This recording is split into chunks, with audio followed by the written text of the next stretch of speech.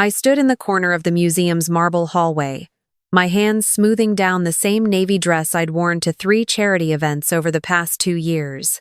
The fabric had lost its sheen somewhere between the second dry cleaning and my husband's latest lecture about fiscal responsibility. "Stay near the coat check," Richard had hissed at me 20 minutes earlier, his breath sharp with scotch.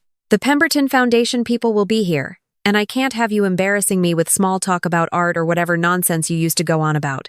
He'd said it like my master's degree in architectural history was something to be ashamed of. Like the woman who'd once given lectures at the University of Chicago was now too stupid to engage in polite conversation. I watched him work the room from my exile by the vintage mahogany coat rack. Richard Sterling had perfected the art of the power handshake, the knowing laugh, the subtle name drop. 22 years of marriage had taught me to recognize each calculated gesture. 22 years since I'd walked away from the only man I'd ever truly loved to protect him from this very man's ruthlessness. The irony wasn't lost on me. "Evelyn?" A voice from behind me, soft and uncertain. I turned, and my heart stopped. Alexander Chen stood 3 feet away, older now with silver threading through his black hair. But those eyes, God, those eyes were exactly the same as they'd been 28 years ago when we'd stayed up all night in the architecture studio, redesigning low-income housing with sustainable materials and impossible dreams. Alexander, his name caught in my throat. He looked past me at Richard, who hadn't noticed us yet, too busy laughing too loudly at something the museum director had said. When Alexander's gaze returned to me, I saw something flicker across his face. Recognition. Anger. Grief. "I wondered if you'd be here," he said quietly. "Richard Sterling's wife. I saw your name on the guest list and told myself it couldn't be you." "That you wouldn't have." He stopped, jaw tightening. "It's not what you think," I whispered, hating how defensive I sounded. Hating that after all these years, my first instinct was still to protect Alexander from the truth. "Isn't it?" His voice was gentle, but there was steel underneath. 28 years, Evelyn. I spent 28 years wondering what I'd done wrong. What I'd said. Why you just vanished. The museum's grand staircase behind him blurred as tears pricked my eyes. I blinked them back. Richard would be furious if he saw me crying at a charity auction. Emotions were weakness, and weakness was unacceptable. "Mr. Chen!"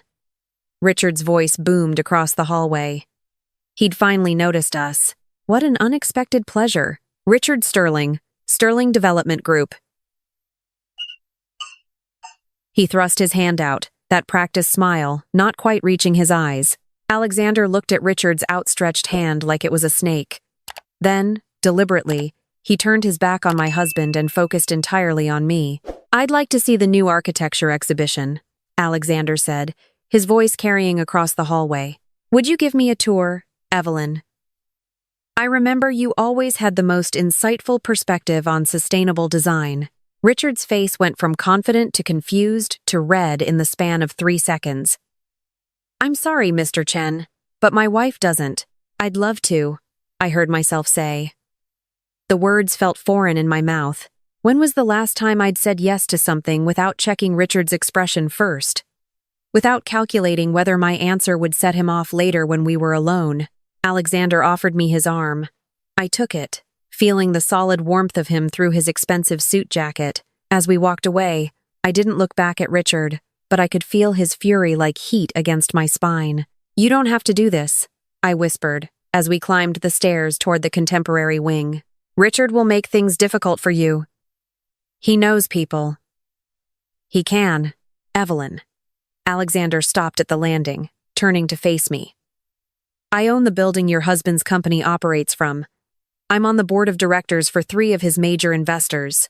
I have been for the past 15 years, carefully, quietly positioning myself in case." He trailed off, looking away. "I told myself it was just good business, that I wasn't still looking for you." But I was lying. My knees went weak. I gripped the marble banister. "Why?" The question came out barely audible. "Because I never stopped loving you." He said it simply, like it was the most obvious thing in the world. "And because something about how you left never made sense. You weren't the kind of person who just walks away.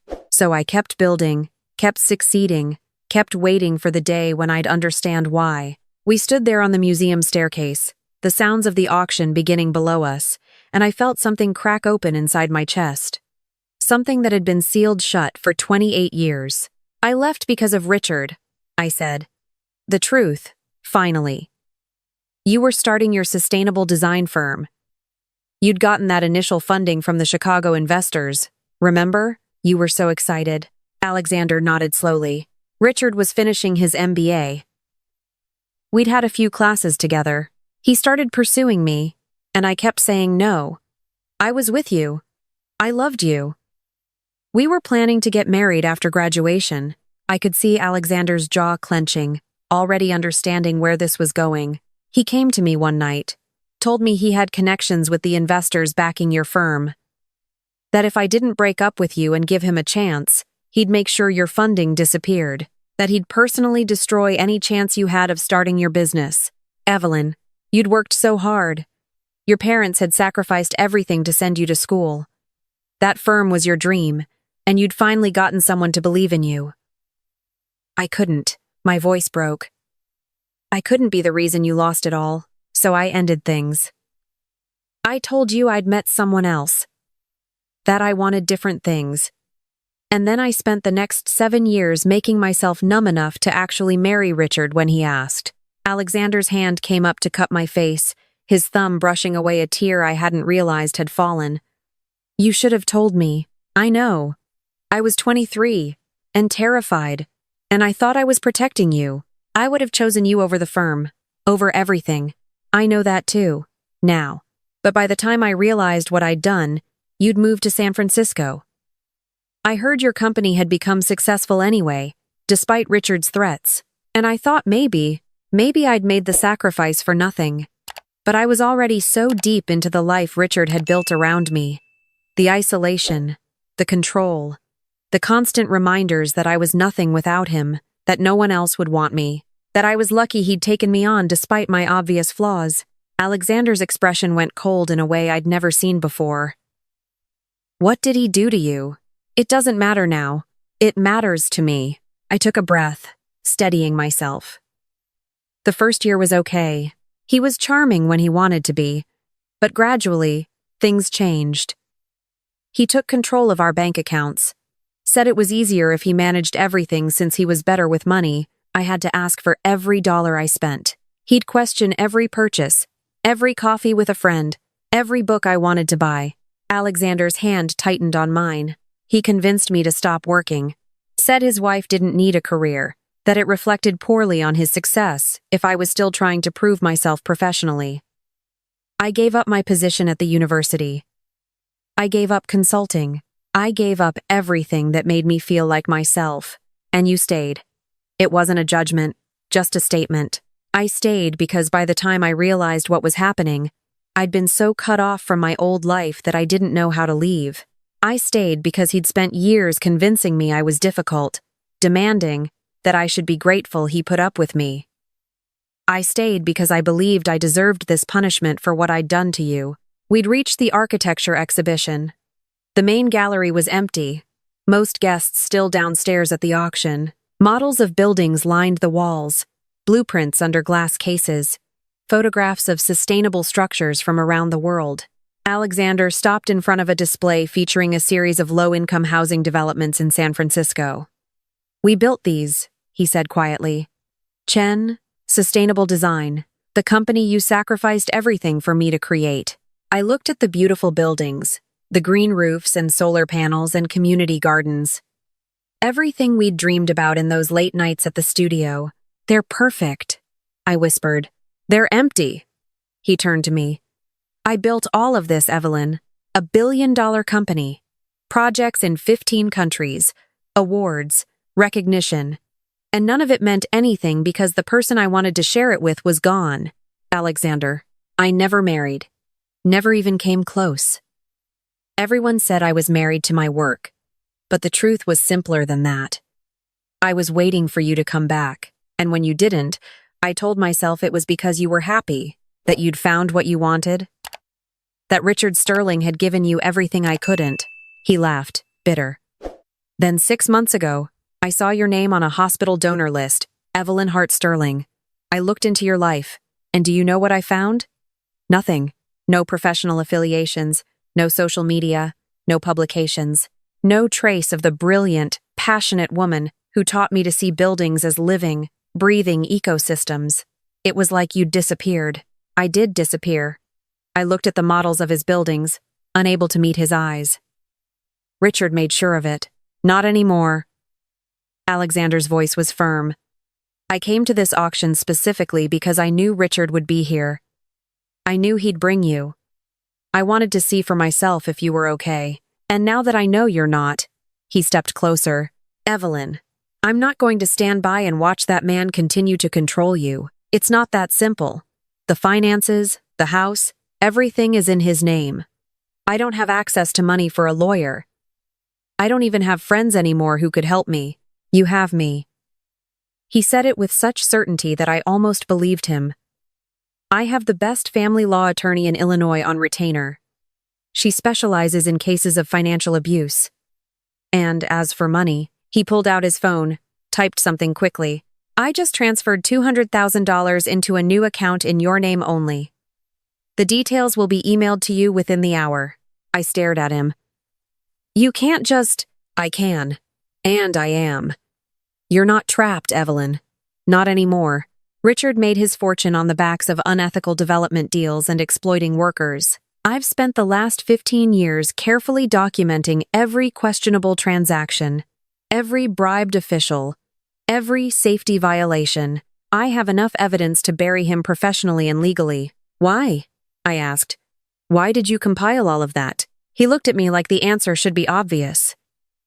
Because some part of me always knew, always suspected that you hadn't left me because you stopped loving me.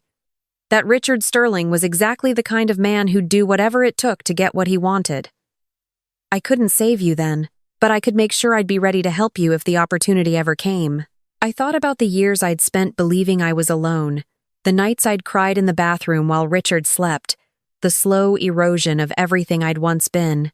And here was Alexander, telling me he'd been building a safety net for me for 15 years. I don't deserve this, I whispered. You deserve everything. He took both my hands in his. You deserve autonomy and respect and love that doesn't come with conditions. You deserve to wake up every morning without fear. You deserve to remember who you were before Richard tried to destroy you. Footsteps on the marble stairs. Richard's voice, sharp with anger. Evelyn, what the hell do you think you're doing up here? Alexander didn't let go of my hands. Instead, he turned to face Richard with a calm that was somehow more threatening than any show of anger. Mr. Sterling, Alexander said pleasantly, I was just having a fascinating conversation with your wife about sustainable architecture. She was telling me about her research on historical preservation techniques. Brilliant work, really. Richard's face was purple now. My wife doesn't work. She doesn't need to fill her head with that academic nonsense. Actually, I said, my voice stronger than I'd heard it in years. I have a master's degree in architectural history from the University of Chicago. I published 6 peer-reviewed papers and gave lectures internationally before I married you. Richard looked at me like I'd slapped him. What's gotten into you? Clarity. I stepped away from him, closer to Alexander. I want a divorce, Richard. The words hung in the air between us. I watched my husband's face cycle through emotions. Shock, disbelief, rage, calculation. You can't divorce me, he finally said, almost laughing. You have nothing. No money, no job, no friends. You'd be destitute within a month. Actually, Alexander interjected smoothly, Evelyn has a job offer waiting for her at Chen Sustainable Design, Director of Historical Integration. Salary of $300,000 annually, plus benefits. She also has access to the best divorce attorney in the state, who works extensively with cases of financial abuse and marital coercion. Richard's eyes widened with understanding. You. The word was filled with venom. You're the reason she's suddenly grown a spine. You think you can swoop in and play hero? I think, Alexander said calmly, that Evelyn is finally free to make her own choices. And I think you're about to discover that the business empire you built on exploitation and intimidation is far more fragile than you realized. Are you threatening me? I'm informing you. The investors in your current Riverside development project? 3 of them sit on boards with me. We had a conversation this morning about some concerning irregularities in your building permits. They're pulling their funding effective immediately. Richard went pale. The property management company you contract with for your rental units? They're currently being sued by the EPA for environmental violations. I'm sure it's just a coincidence that those violations all trace back to cost-cutting measures you specifically mandated. This is insane. You can't. I can. And I will. Because you threatened to destroy my company 28 years ago if Evelyn didn't marry you. You isolated her, controlled her, made her believe she was worthless, and I'm done watching you get away with it. I stood there, watching my husband realize that for the first time in his life, he wasn't the most powerful person in the room. That someone else held all the cards. That his carefully constructed world of control and manipulation was crumbling. Evelyn, Richard said, his voice shifting to the placating tone he used when he wanted something. Come on. This is ridiculous. We can talk about this at home.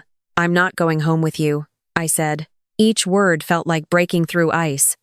I'm filing for divorce tomorrow morning.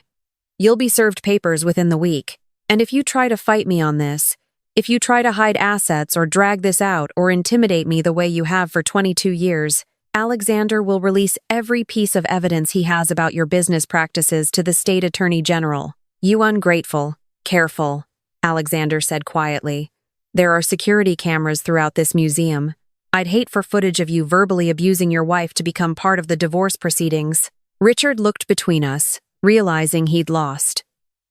Without another word, he turned and walked down the stairs, his footsteps echoing against marble. I started shaking.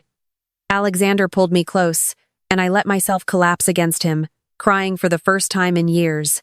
Not sad tears, not scared tears, something else entirely.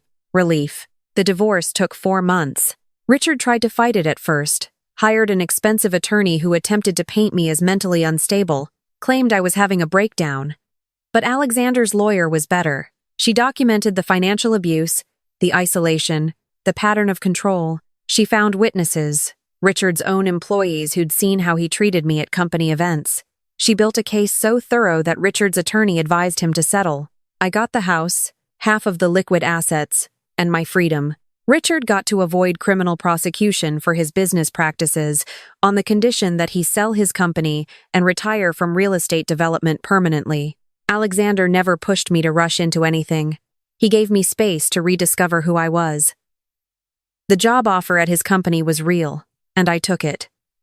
Slowly, carefully, I started working again, started remembering what it felt like to use my mind, to contribute, to matter. He took me to architecture sites around the world. We stood in buildings I'd only seen in photographs, discussed design principles until late in the night, dreamed up new projects together the way we had 28 years ago. And somewhere in the middle of all that healing, I fell in love with him again. Or maybe I'd never stopped loving him in the first place. A year after my divorce was finalized, Alexander took me back to the museum where everything had changed. We stood in the same gallery where he'd told me about the buildings he'd created in my absence. I have something for you, he said, pulling out a small wrapped box. Inside was the architectural model we'd built together in college. The sustainable housing prototype we'd stayed up for 3 nights straight to perfect. I'd thought it was lost decades ago, thrown away or forgotten. You kept this? I kept everything that reminded me of you, he said. Including the building plans. I never built it because it was ours, not mine. But I thought maybe. He pulled out a second box, smaller than the first. Inside was a ring, simple, elegant, with a small emerald that caught the light. I thought maybe we could finally build it together. Our home, the way we always planned. I looked at this man who'd spent 28 years waiting for me, who'd quietly protected me from a distance, who'd given me back my freedom without asking for anything in return, who'd loved me at my strongest and my weakest, and every version of myself in between. Yes, I said. To all of it. Yes. We got married 6 months later in a small ceremony at the Botanical Gardens. No grand gestures, no elaborate production. Just 50 people we actually loved, celebrating something real. I wore cream instead of white because I was 62 years old and long past caring about tradition. Alexander wore a blue suit that matched his eyes. We exchanged vows we'd written ourselves, standing under an arch covered in clematis and honeysuckle. When he kissed me, I felt like I was 23 again, like I was 62, like I was every age I'd ever been, all at once, finally whole. Richard sent a gift, a crystal vase, expensive and impersonal. We donated it to a charity auction and never mentioned it again. Now, 3 years later, I sit in the home we designed together. Sustainable materials, green roof, passive solar heating, everything we'd dreamed about in that college studio. My office overlooks the garden where I grow vegetables and herbs. Alexander's drafting table sits by the south-facing window, covered in blueprints for our next project. Sometimes I think about those 22 years I lost, the woman I might have been if I'd never met Richard, the career I could have had, the experiences I missed, but then I remember that suffering doesn't erase joy. That time wasted can still teach you something valuable. That finding your way back to yourself, even if it takes decades, is still an act of courage worth celebrating. I'm 65 now. I lead design teams at Chen Sustainable Design. I've published 4 new papers in the last 2 years. I wake up every morning next to a man who values my mind as much as my heart, who supports my work, who never makes me feel small. And every day, I choose this. Choose freedom. Choose love without conditions. Choose the version of myself I was always meant to be. Richard is somewhere in Florida, I've heard. Retired, isolated, living off what remained of his fortune after the divorce and business dissolution. I don't waste energy hating him. He was a small man who needed to control others to feel powerful. The best revenge is refusing to let him take up space in my life anymore. Last week, a young woman came to my office. 26, brilliant, terrified. Her boyfriend was pressuring her to quit her job at our firm, said she didn't need to work, that it made him look bad if she was more successful than him. I listened to her story and saw my 23-year-old self. I told her about Richard, about the years I lost, about the price of sacrificing yourself to make someone else feel bigger. You don't owe anyone your dreams, I said. Not ever. No matter how much they claim to love you. She quit him instead of the job. Last I heard, she's thriving. This is what I do now. I design buildings that will shelter people for generations. I mentor young architects, especially women, especially ones who've been taught to make themselves smaller. I love a good man who waited 28 years for me to find my way home.